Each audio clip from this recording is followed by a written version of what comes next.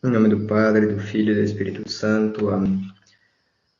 Veni, Sancte Spiritus, repletuorum corda fidelium, et tui amores in eis in accende, emite Spiritum tuum et creabuntur, et renovabis faciem terrae. Oremus.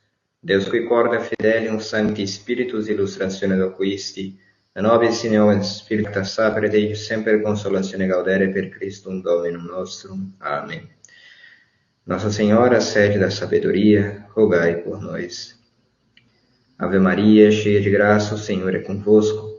Bendita sois vós entre as mulheres, e bendito é o fruto do vosso ventre, Jesus. Santa Maria, Mãe de Deus, rogai por nós, pecadores, agora e na hora de nossa morte. Amém. São Pio X, rogai por nós. Santa Filomena, rogai por nós. São Pio V, rogai por nós. Todos os anjos e santos do Senhor, rogai por nós. Em nome do Padre, do Filho e do Espírito Santo. Amém. Santa noite, meus caros, salve Maria.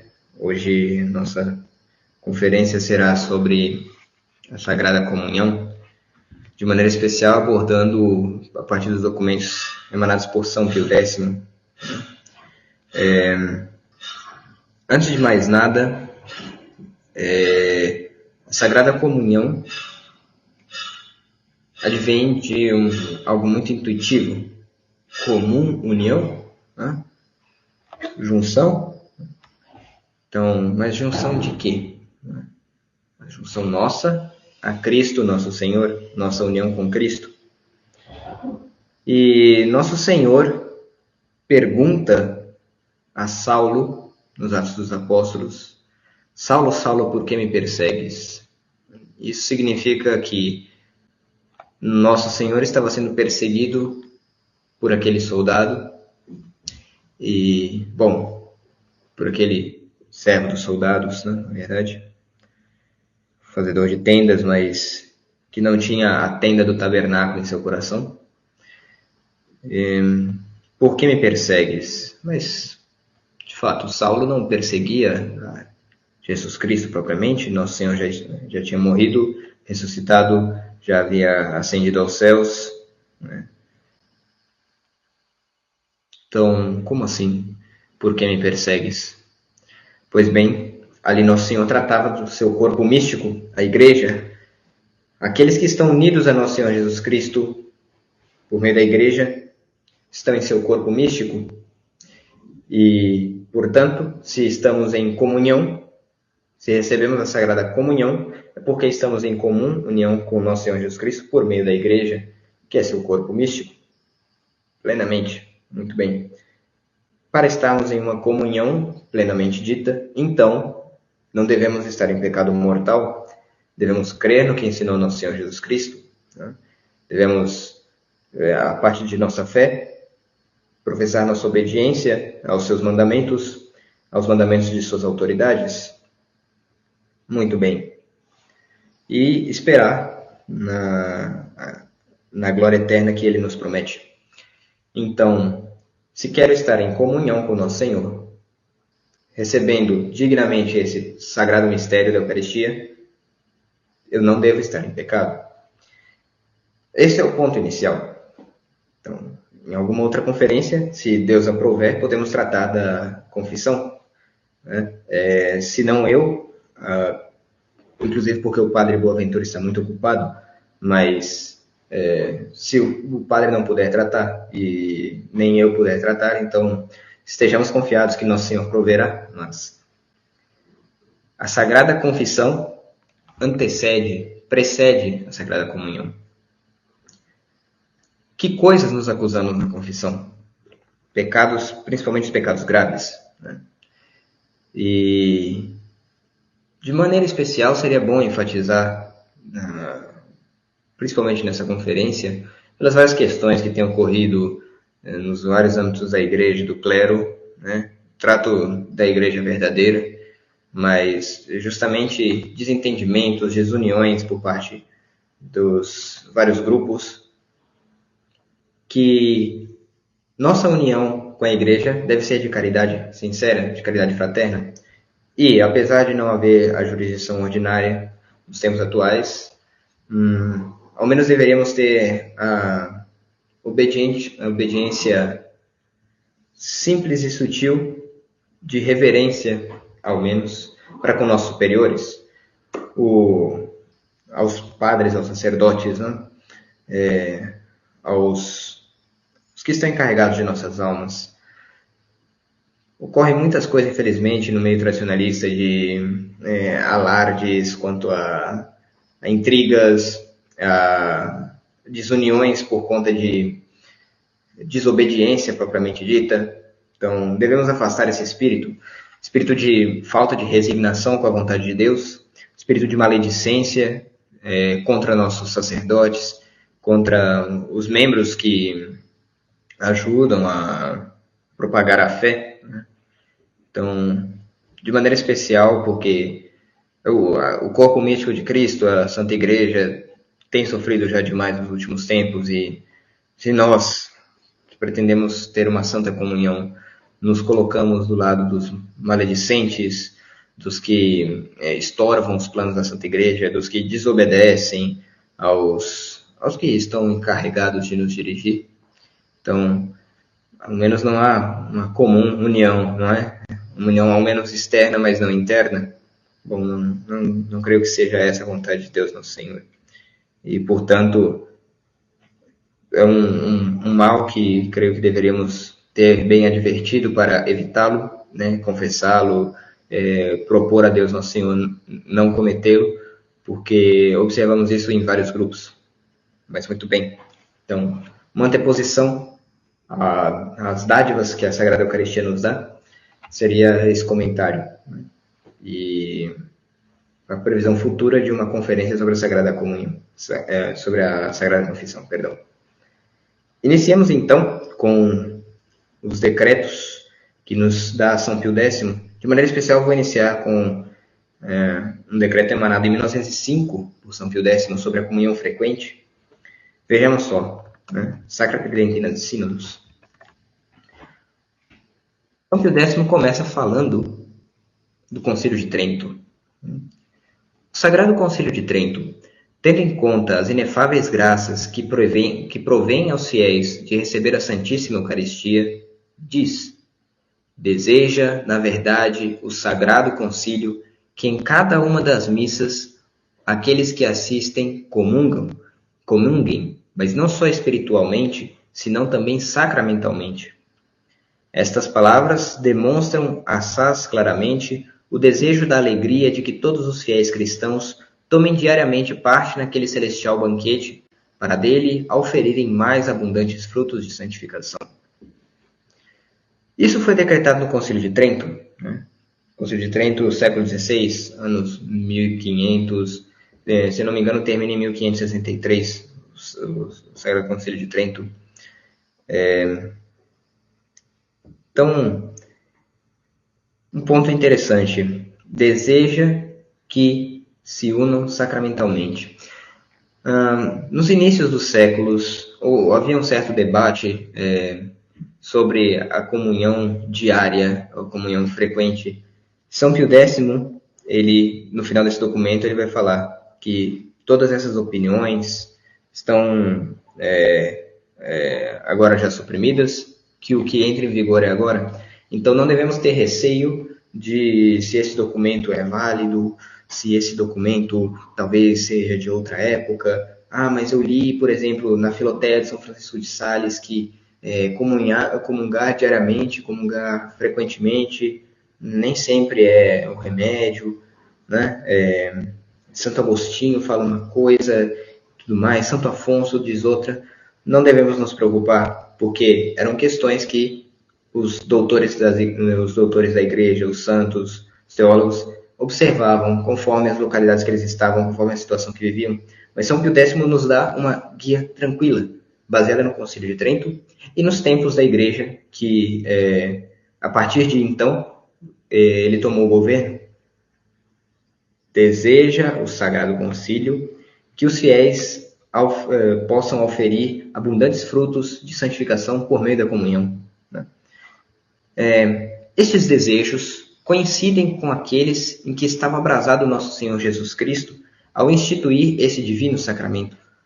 pois ele próprio indicou diversas vezes, com grande clareza, a necessidade de comer a miúde a sua carne e de beber o seu sangue, especialmente com essas palavras: Este é o pão que desceu do céu, não como o maná que comeram nossos pais e morreram.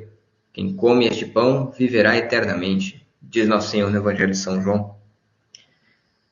Facilmente podiam os discípulos deduzir da comparação do pão dos anjos com o pão e o maná que, assim como o corpo se alimenta de pão diariamente, e cada dia eram recreados os hebreus no deserto com o maná, do mesmo modo, poderia a alma cristã comer e alegrar-se diariamente com o pão do céu. Além disso, quase todos os santos padres da Igreja ensinam que o que se manda pedir na oração dominical, o pão nosso de cada dia, se deve entender não só do pão material, que é o alimento do corpo, mas também quanto da recepção diária do pão eucarístico. É um ponto muito interessante. Meditemos um pouco no Pai Nosso.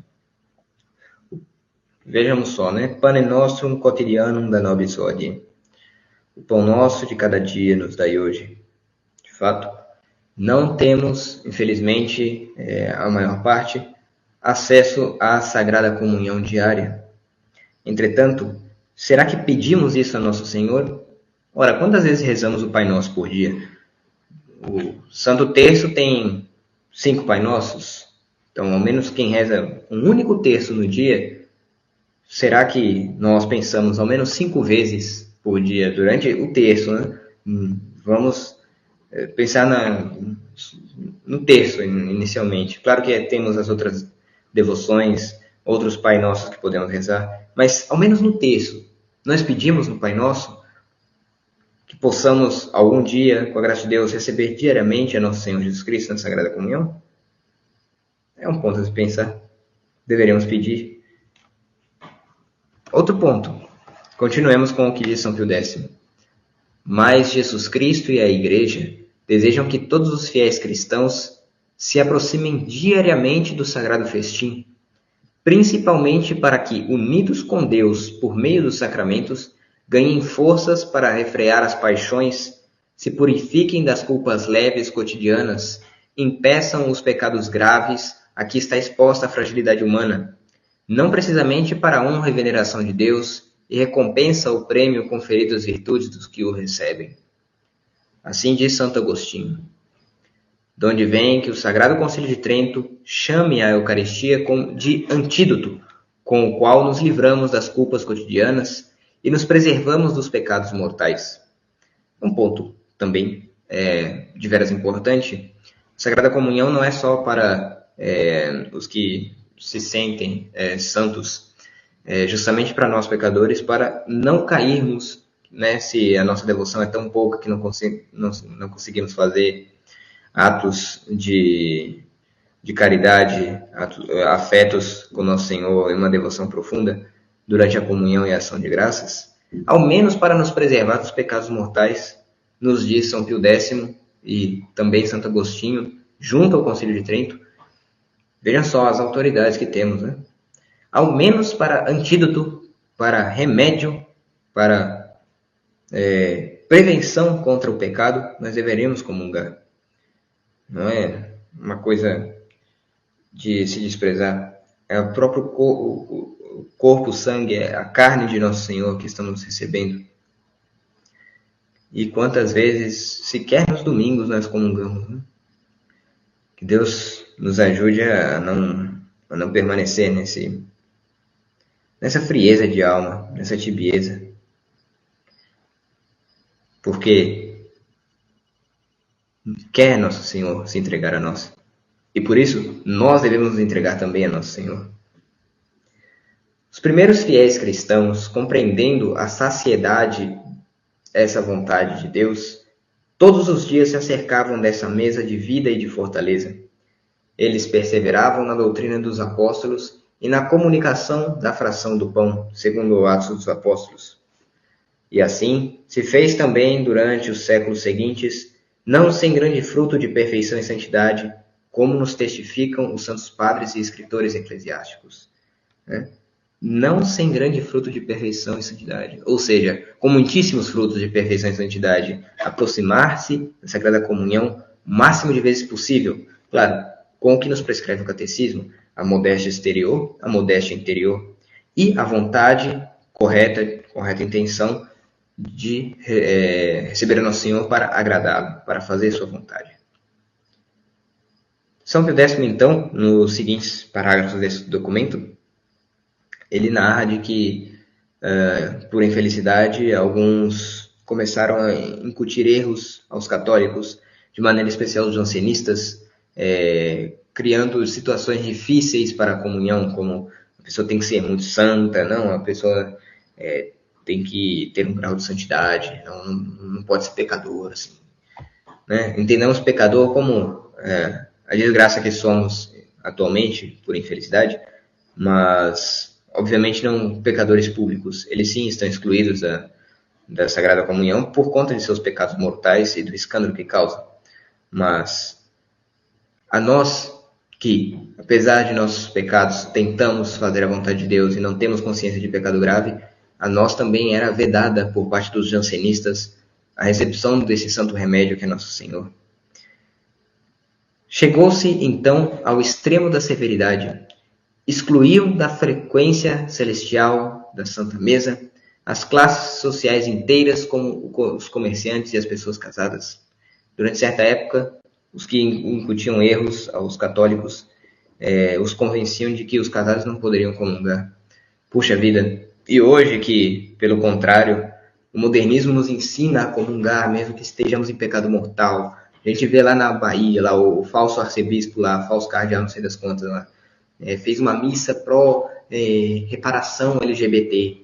Né? Então, comunguem, né? Falsa comunhão deles, que não serve de nada, a idolatria, aquilo ali, mas comunguem aí pecadores públicos, né? Comunguem aí casados, né? Porque não são casados por própria natureza, não se pode casar homem com homem, mulher com mulher. Comunguem, né? Até o vício contra a natureza de pessoas casadas é incentivada a comunhão. E nós, católicos, graças a Deus, temos acesso aos sacramentos, né? Os senhores e senhoras que estão casados, nós nos esforçamos para receber a Sagrada Comunhão?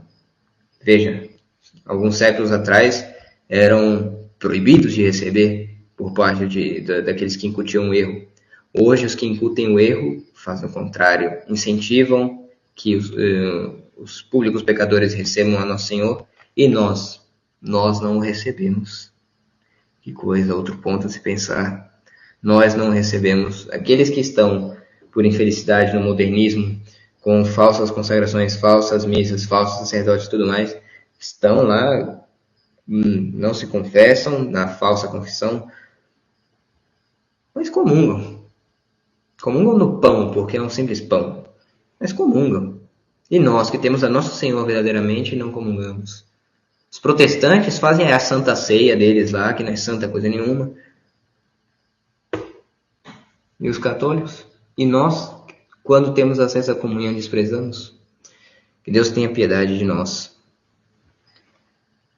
Outros, por sua vez, perfilharam a opinião contrária, considerando como ordenada por direito divino a comunhão diária, para que não passasse um só dia sem comungar. Veja só. Então, de tal maneira que também a maior parte de nós já estaria em pecado, porque não temos acesso à comunhão diária, então não comungamos diariamente. Que coisas. São Pio X comenta, então, até da Sexta-feira Santa, esse ponto aqui também foi alterado recentemente. Hoje não só é permitido, mas é incentivado pela Santa Igreja, né? Não o modernismo, a Santa Igreja Católica, verdadeiramente, que haja essa Santa Comunhão, por disposição. Então, os nossos superiores, o Santo Padre, o Papa, São Pio X, dispõe, incita, confere a graça de que possamos comungar diariamente, então está conferida essa graça. Santo Padre Pio XII confere a graça de que possamos receber a comunhão na Sexta-feira Santa, Então, podemos receber. Dispõe a autoridade, nós obedecemos. Sem lamúrias, queixas, murmurações. Não deixou a Santa Sé de cumprir seu dever a esse respeito, pois, por um decreto da Sagrada Congregação, do dia 12 de fevereiro de 1679, aprovado por Inocêncio XI, cortou abusos de qualquer classe social, sem situar de nenhuma maneira os comerciantes e casados. Todos foram admitidos à comunhão frequente, segundo a piedade de cada um e o parecer de seu confessor. Isso não exclui, portanto, que hoje em dia peçamos o conselho do diretor espiritual, no caso o Padre Pedro, o Padre Boaventura, sobre receber diariamente a Sagrada Comunhão, ou receber com frequência, a frequência de que temos a Santa Missa, não é? Continuemos. Contudo, não desapareceu por completo o veneno jansenista que havia contagiado até as almas piedosas, sob cor de honra e veneração devidas à Sagrada Eucaristia. Não, então não vou comungar porque eu não estou me sentindo muito bem hoje e talvez não esteja com espírito de devoção para Nosso Senhor. Não. Por que não se faz justamente o contrário? Cumpra-se o jejum, né? Comungue, e se você não tem afeto, peça a Nosso Senhor, meu Deus, eu estou seco, eu sou uma pedra dura não tem amor por vós. Mudai-me, Senhor, dai-me o coração que vos ame. Dai-me a minha alma, a minha vontade, a vontade de vos perseguir, de vos amar e de fazer a vossa vontade. E não simplesmente escondermos o talento. Então, Nosso Senhor nos dá o talento de receber a Sagrada Comunhão e, não, eu vou esconder porque eu tenho medo, porque eu não estou com espírito de devoção. Peça a Nosso Senhor espírito de devoção. Peçamos a Nosso Senhor, recebamos a Nosso Senhor e peçamos esse espírito. E para que nunca se afaste de nós esse espírito de amor. Diz então, Sua Santidade, que as discussões que ocorreram por parte dos santos padres, dos doutores na ciência e na piedade cristã, foram várias, né? Por isso, São Pio X, unindo-se a ilustres pastores, decidiu ter um ponto específico a esse respeito. Na verdade, um ponto não. São 9 pontos específicos de Sua Santidade sobre a comunhão. E aqui se seguem. Facilite-se a todos os fiéis de qualquer ordem ou condição a comunhão frequente e diária, tão desejada por Cristo Nosso Senhor e pela Santa Igreja Católica. Nem seja lícito proibir o acesso à Sagrada Mesa a quem esteja em estado de graça e se aproxime com reta e pia intenção. Ou seja, se nós estamos com reta e pia intenção, que isso significa, meu Deus, eu não tenho pecado mortal que me venha à consciência, vos peço a graça de fazer a vossa vontade. Isso é o suficiente para a reta e pia intenção. Quanto mais intenções santas unimos a nosso coração, melhor. Mas o mínimo que devemos ter é a intenção de não profanar a Nosso Senhor e de fazer sua vontade para receber a Sagrada Comunhão, estando unidos ao estado de graça, né? Por suposto.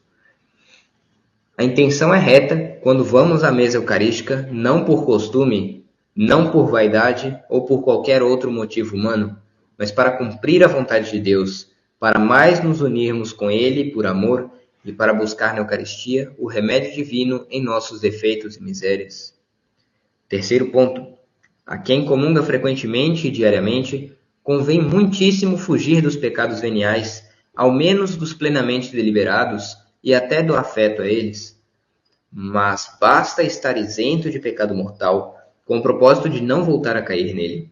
Esse propósito, quando sincero, não pode fazê-lo quem comunga todos os dias, sem que pouco a pouco venha a perder o afeto às culpas veniais. Veja só, devemos ter o ódio ao pecado, sim, principalmente e especialmente ao pecado mortal. Agora, se por alguma infelicidade nosso coração ainda tem alguma ligação, algum afeto, algum pecado venial, não sei, alguns são muito bravos, irascíveis, outros são murmuradores, né? Outros são desobedientes, outros são preguiçosos. Cada um de nós temos nossos defeitos. Outros falam más palavras. Então, conquanto não cheguem a pecados mortais, ainda que sejam veniais, é nos é permitido comungar. E a Sagrada Comunhão, como que gotas de água vão apagando esse fogo do nosso pecado, de pouco em pouco, pinga ali, se vai apagando. Agora, se temos mais afeto, não só vamos jogar um pinguinho d'água, vamos jogar um copo inteiro. Se temos muito afeto a Nosso Senhor, ódio total ao pecado venial, a imperfeições, a qualquer coisa que possa levemente destoar da ordem que Deus queria de nós em santidade, não só vamos jogar uma gotinha da graça de Deus, mas vamos jogar um balde de água imenso nesse carvão do pecado que está encendido em nós, né? Porque o sacramento da comunhão da sua graça ex opere operato. Então, sendo Deus Nosso Senhor ali mesmo infundindo sua graça plenamente na Sagrada Comunhão para nós, então nossa disposição facilitará essa graça. A graça está ali.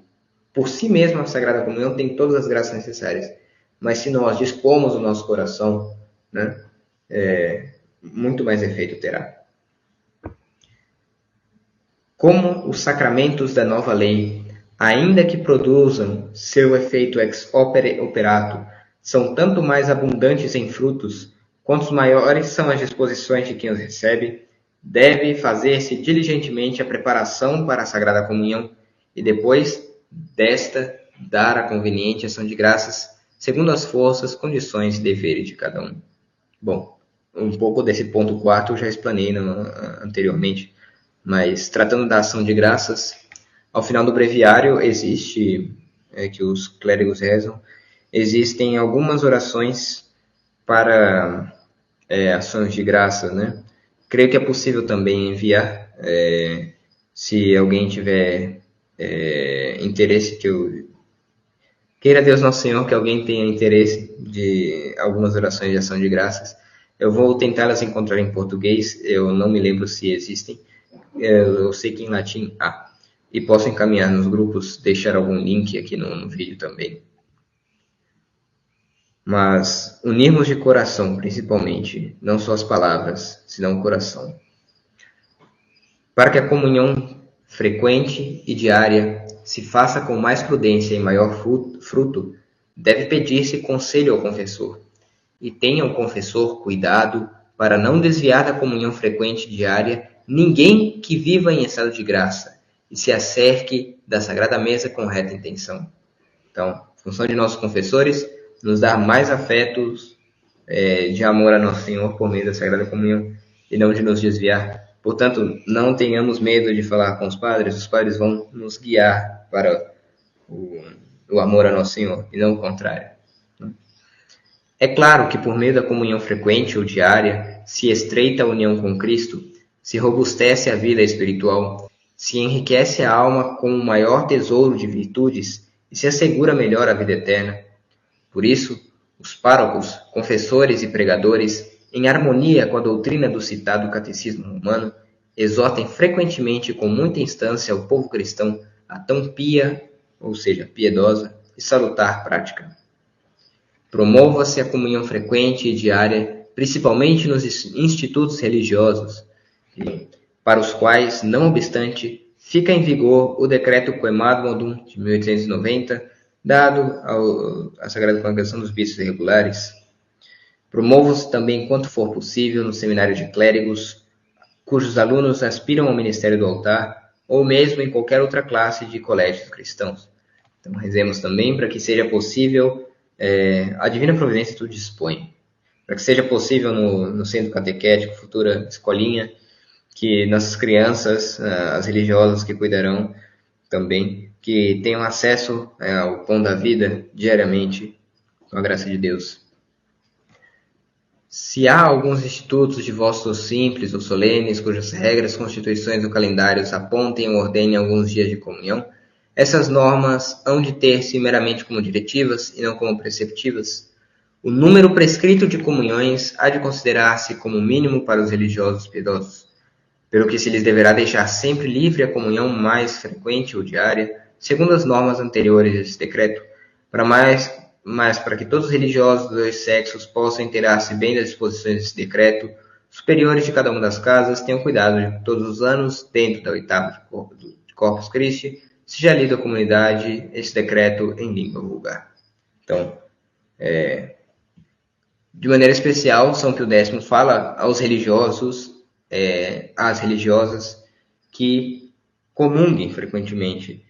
E pedimos aos caríssimos fiéis que rezem por nós para que nossas comunhões não sejam frouxas, para que nossas comunhões não sejam mal preparadas, para que tenham verdadeira ação de graças após elas, e que isso nos modifique o coração, porque um dos grandes problemas dos que tratam diretamente com Nosso Senhor várias vezes ao dia, em seus trabalhos, em suas meditações, é o conforto, é a repetição, porque isso, de certa maneira, ou nos elevará mais ainda ao amor de Deus perfeito, ou por infelicidade, e o que é muito frequente, nos deixa num comodismo, não simplesmente cumprir o que deve ser feito sem amor a Deus, de maneira que se comunga sem um verdadeiro amor a Deus.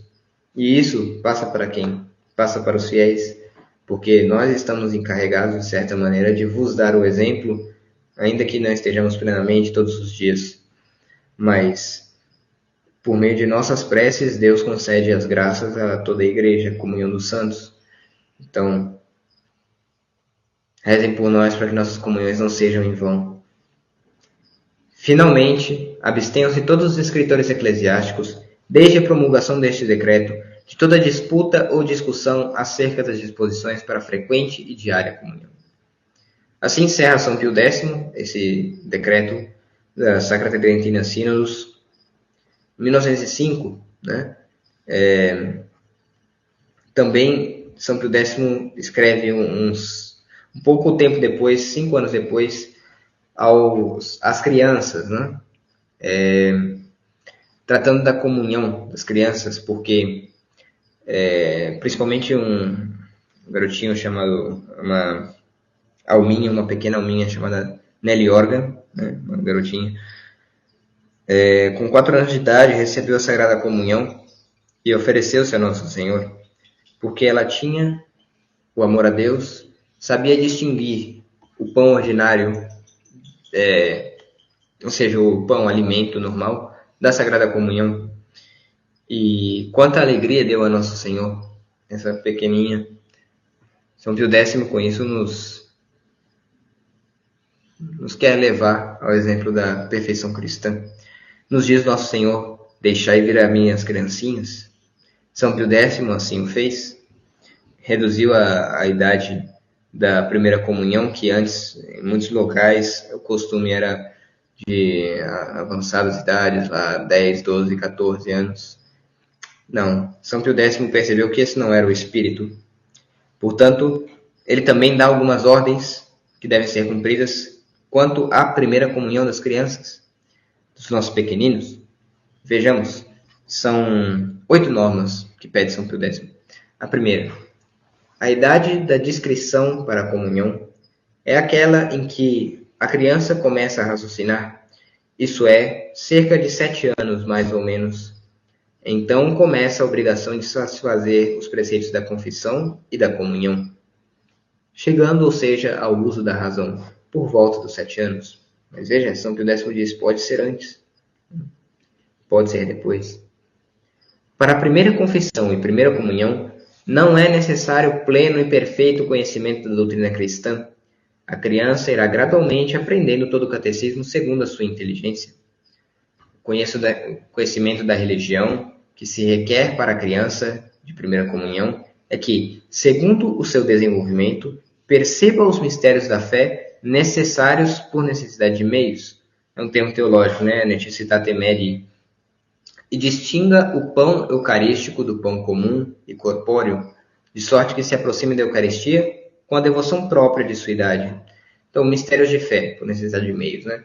Por exemplo, se eu não me engano, eu ainda não estou no segundo, terceiro ano de teologia, então não plenamente eu vou lembrar bem o que é isso. Mas, né, na introdução que eu tive, me parecia que seria, por exemplo, um dos meios para se manter na graça é evitar o pecado. Então, o pecado é mal, não se deve pecar. Mistério da fé por necessidade de meios. O meio para chegar ao céu é crer em nosso Senhor, crer na igreja, isso de uma maneira geral. Espero que eu tenha passado a informação certa, porque faz algum tempo que eu tive a introdução, mas não estudei especificamente isso, porque ainda não cheguei em teologia, como falei.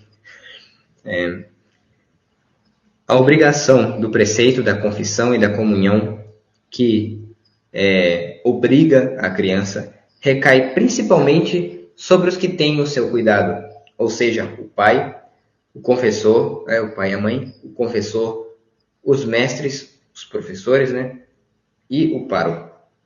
Aos pais, porém, ou aos que fazem as suas vezes, isso é, o confessor, é que pertence admitir um menino à primeira comunhão, uma criança. Uma vez ou mais no ano, cuidem os párocos de fazer a comunhão geral dos meninos, das crianças. Então, um dia de primeiras comunhões. Queira Deus que em nossas capelas, quando tivermos mais fiéis, seja possível fazer isso. Um dia para que tenham de todos a primeira comunhão, as criancinhas. E, portanto, para isso, haja dias de instrução e de preparação. Os que têm a seu cuidado as crianças devem fazer com que, depois da primeira comunhão, se cheguem mais vezes à Sagrada Mesa, e, se possível for, todos os dias, conforme o desejo de Jesus Cristo e da Igreja, e que o façam com a devoção própria de sua idade. Lembrem-se aqueles a quem pertence o gravíssimo dever de providenciar para que as catequeses públicas sejam assistidas pelas crianças, ou ao menos que tenham de algum modo sua formação religiosa. O costume de não admitir a confissão e não absolver as crianças que cheguem ao uso da razão é plenamente reprovado.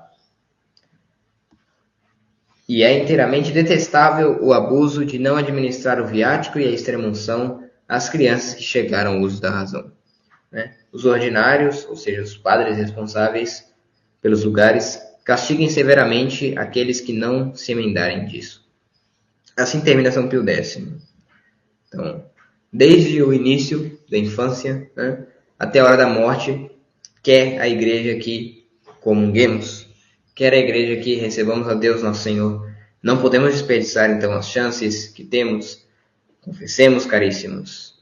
Comunguemos com amor a Deus nosso Senhor. Evitemos o pecado. Façamos a santa vontade de Deus para que, com as graças que receberemos e cumprindo os deveres de nosso estado de vida, possamos chegar ao céu, e que tenhamos aqui uma prévia da bem-aventurança,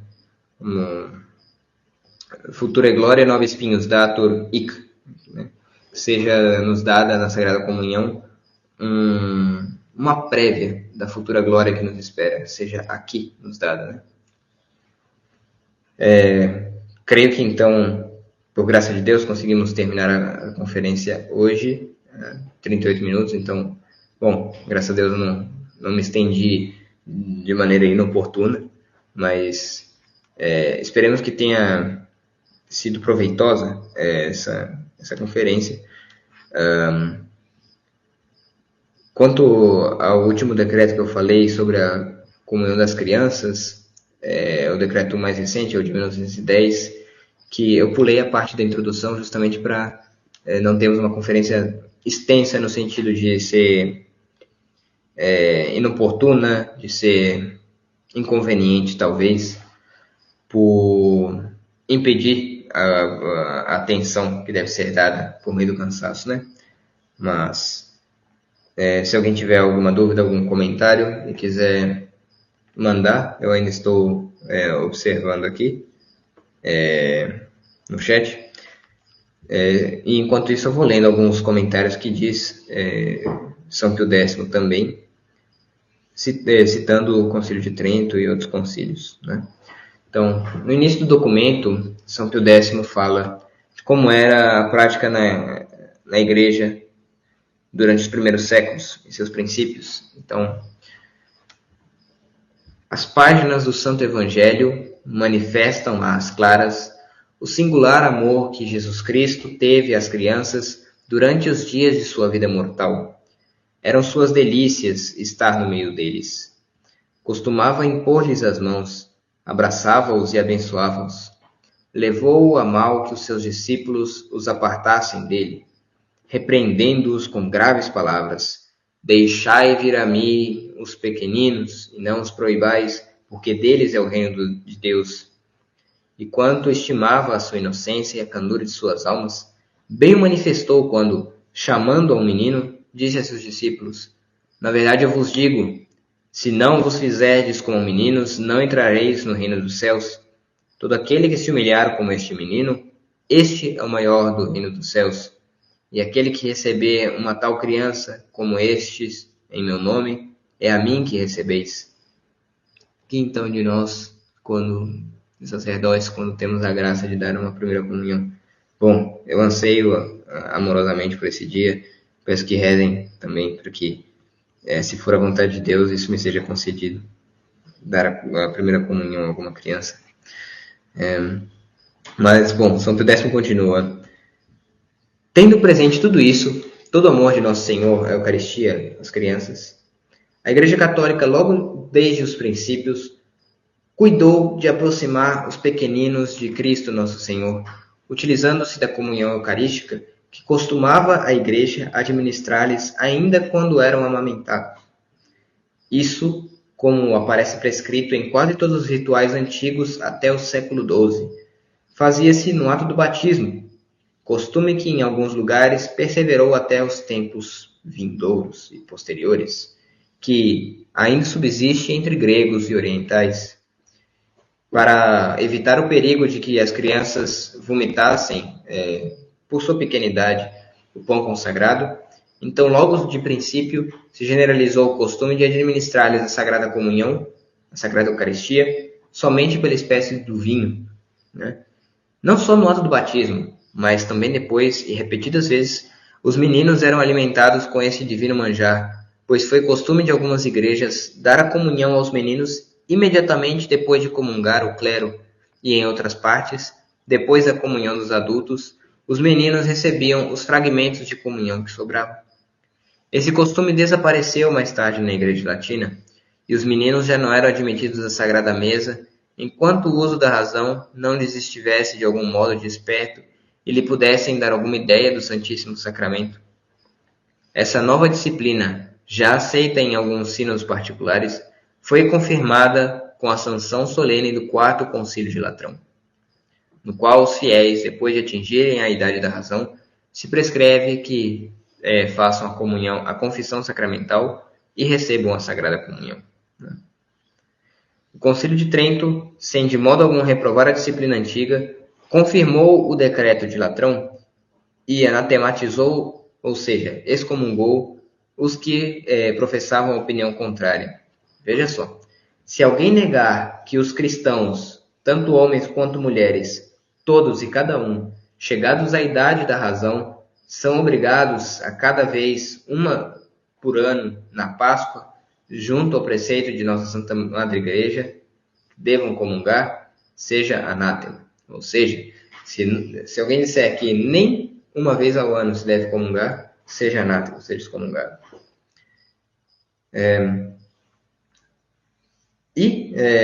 Sem reprovar, ou seja, costume na Igreja Antiga era que as crianças mesmo já recebessem antes do uso da razão. O Concílio de Trento, sem condenar isso, ele dispõe outra coisa.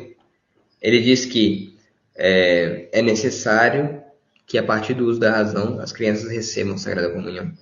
Então esse é mais ou menos um histórico do que pediu São Pio X por meio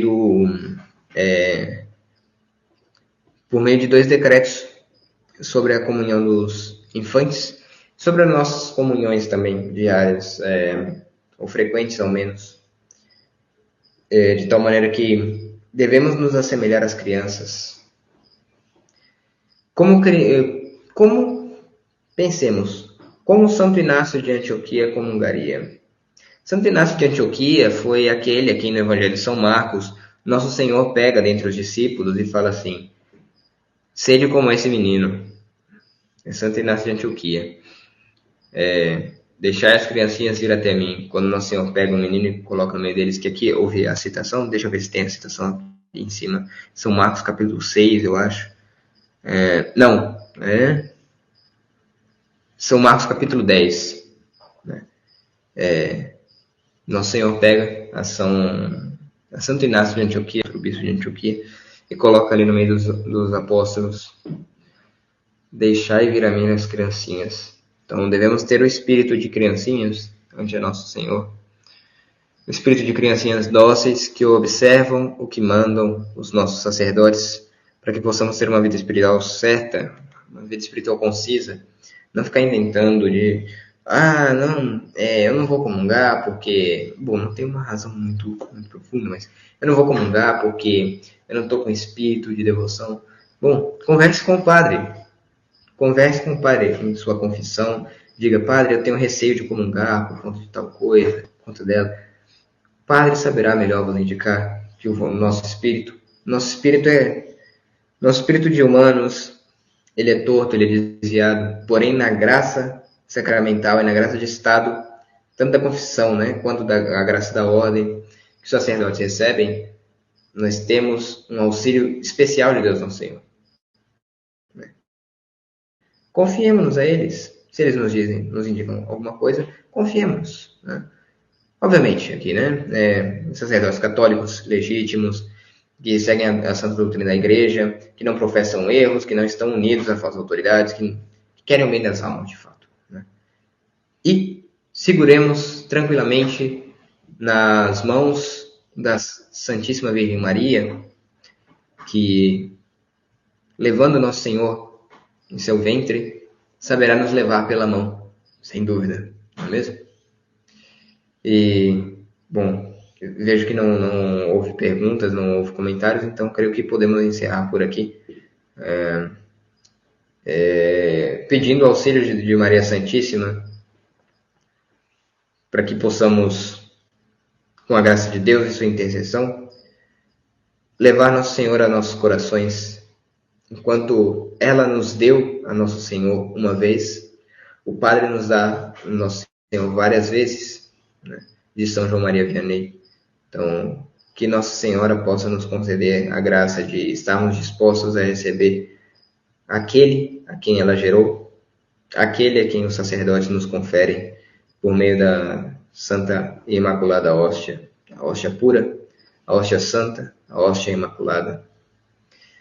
Ave Maria, cheia de graça, o Senhor é convosco. Bendita sois vós entre as mulheres, e bendito é o fruto do vosso ventre, Jesus. Santa Maria, Mãe de Deus, rogai por nós, pecadores, agora e na hora de nossa morte. Amém. São Pio V, rogai por nós. São Pio X, rogai por nós. Todos os anjos e santos do Senhor, rogai por nós. Santa Filomena, rogai por nós. Em nome do Padre, do Filho e do Espírito Santo. Amém. Paz bem, na Santa Noite. Fiquem com Deus, rezem por nós e mantenhamos-nos unidos na Santa Fé, na Santa Igreja, no amor a Deus Nosso Senhor.